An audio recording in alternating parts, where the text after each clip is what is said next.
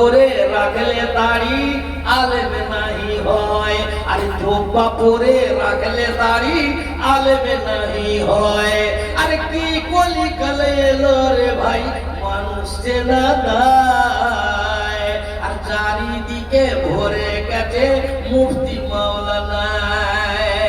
আলেমের অভাবে পাবলিকের থেকে বেশি, তাই না?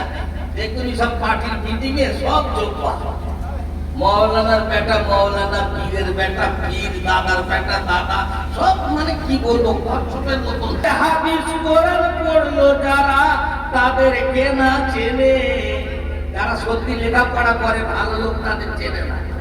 হাদিস কোরআন পড়লো যারা তাদেরকে না চেনে, আর মূর্খ যারা তাদের কথা নিতে যে হয় মেনে।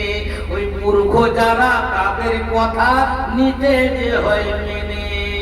ইমাম যারা মসজিদেতে স্বাধীনতা নাই, ওই ইমাম যারা মসজিদেতে স্বাধীনতা নাই, আর জবান বন্ধ রাখতে হবে নইলে বাঁচা দায়।